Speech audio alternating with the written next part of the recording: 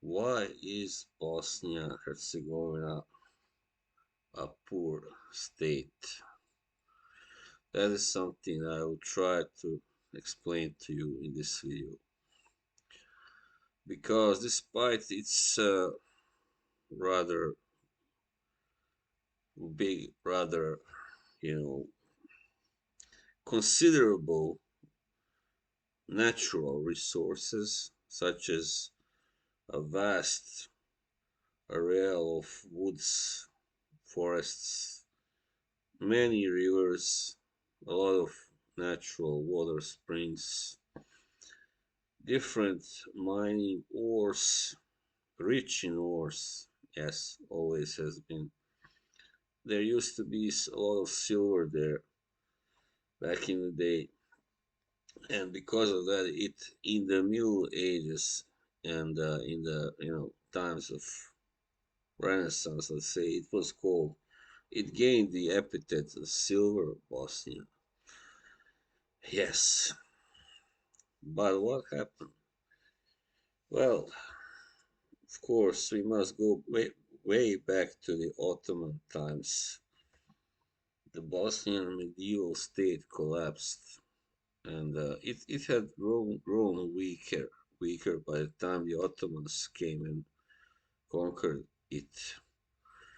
Yes, the last Bosnian king was called Stjepan Tomašević, or in English he would be called Stephen Thomas, or Thomason, maybe Thompson. Well, anyway.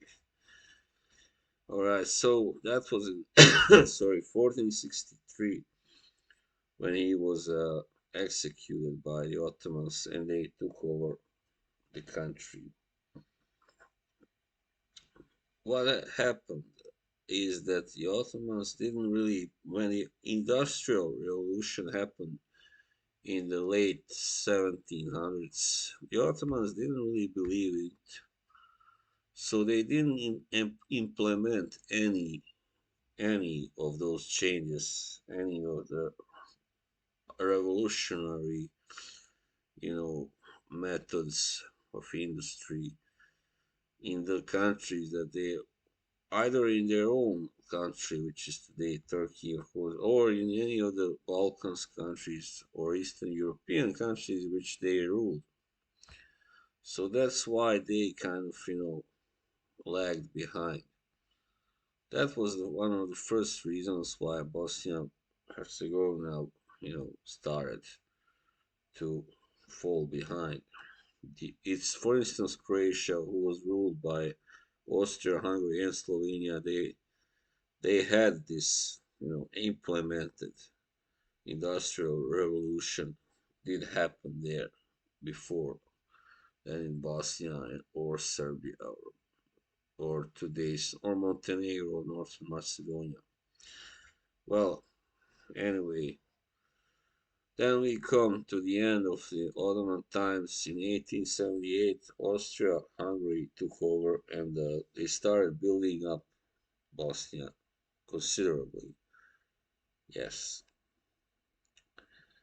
there was a time of great progress, and Sarajevo was actually the first city, or maybe, yeah, one of the first in the world to have a tram bus because the Austrians wanted to test it there before they introduced it in their own cities in Austria.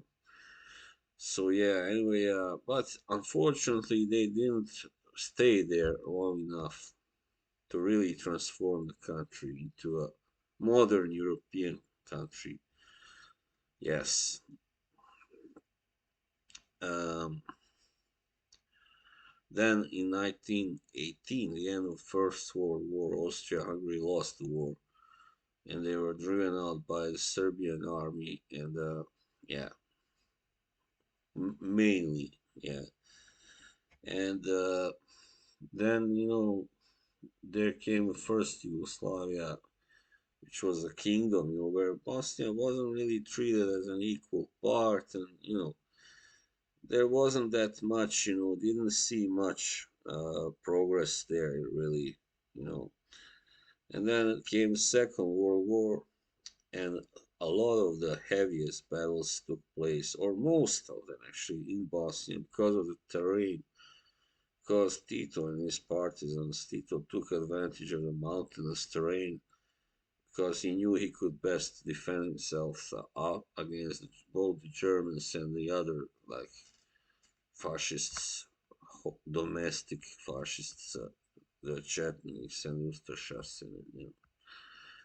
Um, yeah, so a lot of those battles took place in Bosnia. So that because of that, it got pretty ravaged, and yeah, also, and after the war, it was then chosen as the like primary place where the all the factories were based, or many. I mean, not all, but a lot of heavy industry was indeed based in Bosnia. Like for instance, Zenica is the steel city, so it's the Pittsburgh of Bosnia. Let's go that way. Yeah, it became known as the Steel City. But there are many other industrial towns. I mean, yeah, including where I come from.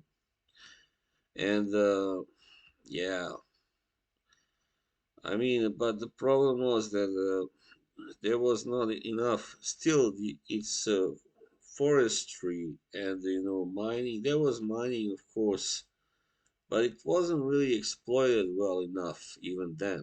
Back then, I mean, most cities or towns that were not that rich. I mean, back then, I mean, my town was an exception because it had a lot of, you know, I mean, factories and businesses were based there.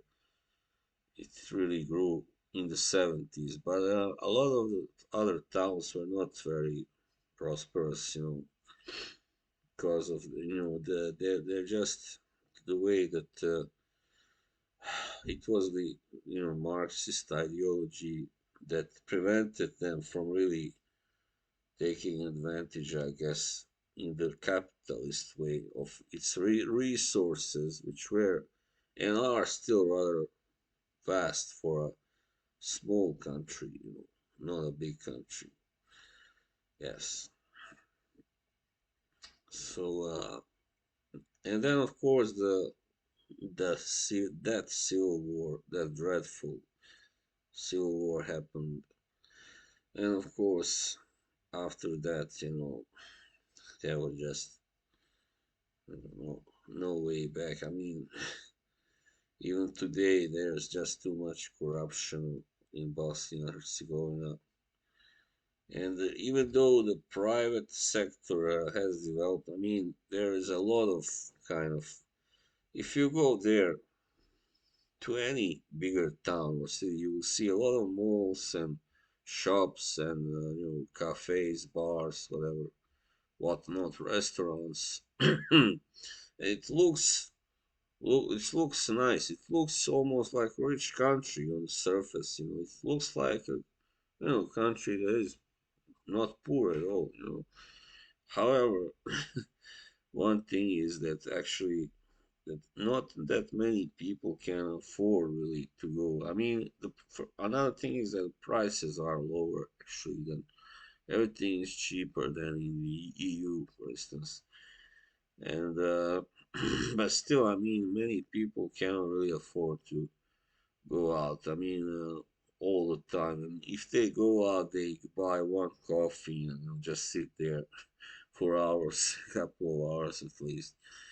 And yeah, so I mean, because of the culture is like that, people really like going out and spending time with their friends outside. And yeah, just hanging out, pretty much like everybody everywhere else. But it is a culture, like because of the Ottoman times, I think many Bosnians became really fond of also sitting, of course, at home and drinking coffee and just talking for hours with the neighbors. And but yeah, enough about that. Really, I think actually it should have. It's a pity because now the war happened. It messed up everything. There, Bosnia was on the shortly before that, we were on the way up economically, definitely, because after the end of the, you know, communism, let's put it away, or socialism, there was a new period of transition, of course, where we saw a lot of private businesses being open, like stores and stuff. Yeah, but it lasted just a couple of years, or not even that. There wasn't enough time for it to really flourish, the business there and yeah, the economy.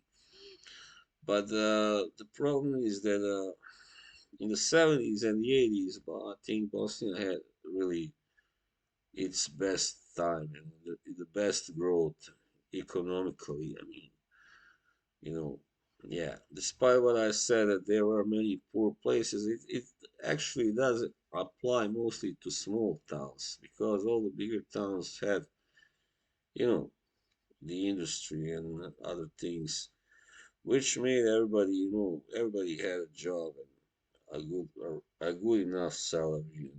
So it wasn't like in the other, Eastern Bloc countries, for instance, they were really starving, like over there, really terrible. I mean, they had nothing. They just had barely enough to live on, to eat. But in Bosnia, it wasn't like that, really. Because I remember the 80s. I grew up. I mean, I was a child in the 80s, but I remember it very well. Most of them, anyway, from like 82, 83 onwards. So yeah, I mean, that's one of the main reasons that still, despite that growth back then, I mean, if it had continued throughout the 90s, I mean, uninterrupted, without any wars, without anything, in this new system, which was more, of course, of a capitalist-like system, I think by 2000 it would have really become a wealthy country, definitely something like that. Yeah, and it would have today been a really, uh, great both tourist, destination and really strong like industrial and yeah, industrial country because the industry had it's all there. It was there from the communist time. It was a lot of heavy industry was built up in Bosnia, as I said, but also a lot of smaller, lighter industry as well. So there was that basis that had already been built up. It just needed, you know, altering a little bit, maybe, implementing certain changes and just the thing was this tourist part was never really developed enough during the communist time. Uh, I mean, in the '84, Sarajevo hosted the Winter Olympics, and that was a major breakthrough. But still, yeah, people came to the Olympics back then, yeah, for sure. And they heard of Sarajevo. Many of them heard about it for the first time.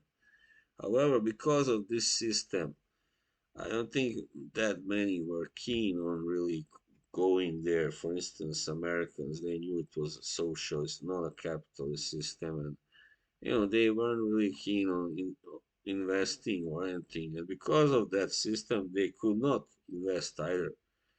There could not be so much trade between us and the Western capitalist countries. So yeah, and now yeah, I mean, because of the complicated nature of the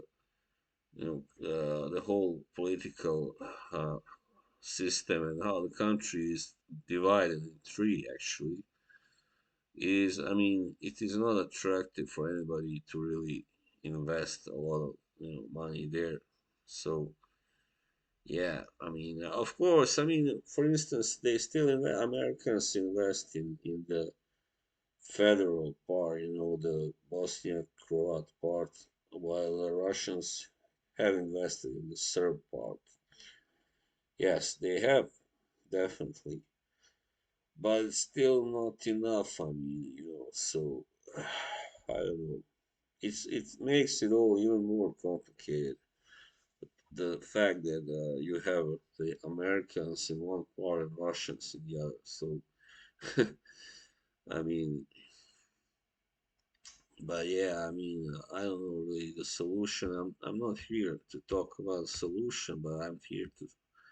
I just wanted to explain to you why the country isn't richer than it could have been. Yeah. So there you have it. I think I pretty much covered it all. I mean, first of all, it was the Industrial Revolution came late there, all right.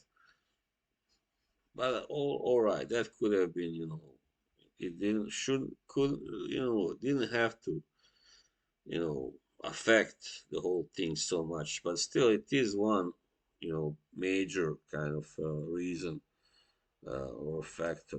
Another one was the wars, the devastation, and there had to be a lot of money invested in just building up everything, and the third part was the let's call it Marxist system that prevented the full exploitation, let's call it, of the natural resources, because you couldn't have, the idea was you couldn't have too much, everybody was gonna have, just enough, just how much they needed.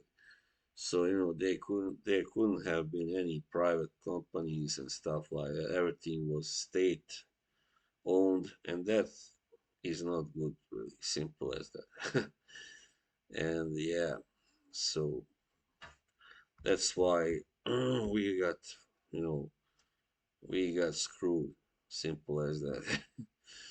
By several different people, several different factors. All right, so that was it. Bye bye.